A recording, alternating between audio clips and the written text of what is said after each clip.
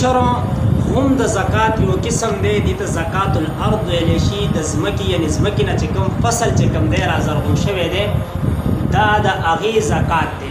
او دا هم د عام زکات غونته کې فرض دی. عام زکات کې بیا هم لا شرایط ډیر دي، په هغې کې نصاب دی، په هغې کې د کال تېرېدل دي، په هغې کې قرضداري ته کتی شي. په دې کې دا خبرې نشته دي. په دې کې یو انسان غریب دی که مالداره دی که قرضدار دی که غیر قرضدار دی، او مطلب دا دی که کال تېر شوی که نه دی تېر شوی، چې کله فصل پوخ شي بس پتا باندې د دې عشر ادا کول چې کوم دی دا فرض شو. فرض قرآن کې الله عز وجل د دې حکم کړی ایها الذین آمنوا انفقوا من طیبات ما کسبتم ومما اخرجنا لكم من الارض. ایمان والو د خپل حلال مال نه هم چې کوم دی زکات ورکوئ، او څه چې درته مونږ د ځمکې نه را زرغونو کوم فصل د هغې نه هم چې کوم دی زکات عشر دا ورکوئ. بل دې کې الله فرمایي وآتوا حقه یوم حصاده، د فصل د کټکولو په وخت کې چې کوم دی د دې حق یعنې عشر دا ادا کړه. او دا یادونه عام دي، دې کې دا نه دی چې صرف د غنمو عشر به ورکې نور به د یو فصل هم نه ورکې. دا آیاتونه عام دي، په دې کې هر فصل شامل دی چې کوم فصل تا بالاراده وکرلو کوم شیز او هغه را زرغون شو، که هغه د میوو بوټي دي باغ دی، که هغه چې کوم دی سبزي ده، که هغه غله ده، که هغه ګیا ده، کوم شي دم چې تو کرلو را زرغون شو هغې کې عشر دی. خو عشر په خپله معنا لسمه حصه ده، خو تفصیل پکې دا دی چې کوم فصل باندې ستا خواري شوي وي، ستا پې باندې خرچه شوي نو هغې کې شلمه حصه ده. زمونږ د نن سبا چې کومې زمینداریانې دي په دې کې خواري هم کېږي، په دې کې پیسه هم لګي، په دې کې شلمه حصه چې کوم دی دا ورکول پکار دي. کوم فصل چې بالکل باراني دی یا یو داسې قدرتي چینه ده چې هغه وکړي، یا چې کوم دی زیمجنه ځمکه ده په خپله باندې مطلب دا دی د خپل زیم د وجې نه چې کوم دی فصل کوي، نو په هغې کې بیا چې کوم دی لسمه حصه ده. او دا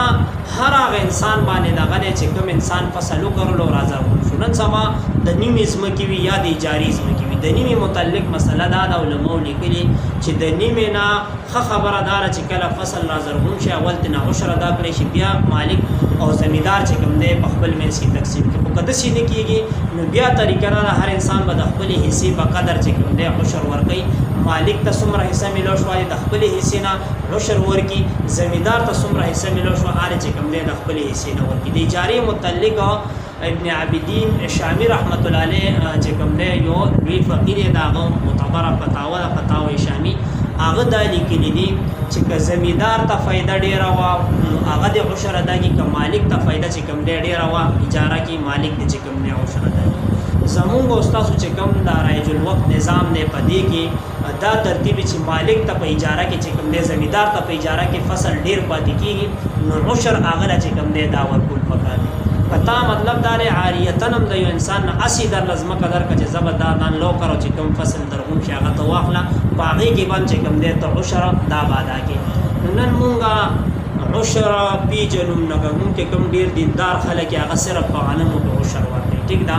بیا مونږ ګیلې کوو یاره چې فصل کې دا چالو شو دا چالو شو برکت نشته دی، او پکې مطلب دا دی مختلف مرضونه را پیدا شو، مختلف قسمه حشرات را پیدا شو، هغه فصل خرابوي، باران رالو، طوفان رالو، ګلی راله، سیلی راله، دا ګیلې کوو. نو بهی د الله حکم تا په دې کې څومره ادا کړی، ته خړې خورې ته فصل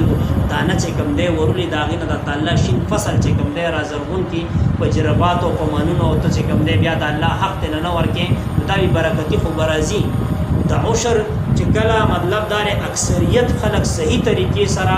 عشر ادا کولو وله جوړ شي، هر کال چې کوم دی عشر ادا کوي، بیا به انشاءالله الله عز وجل خپله چې کوم دی د ځمکې دا برکتونه را واپس کوي. خو زه دا خبره هم کوم که یو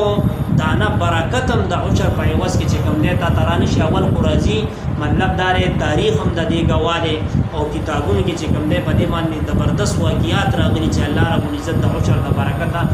څومره چې کوم دی په فصل پیداوار کې چې کوم دی برکت پیدا کوي. خو که دا را نه شي نو ته خو الله سره به سودا نه کیې که نه چې که ما ته د مطلب دا دی په عشر کې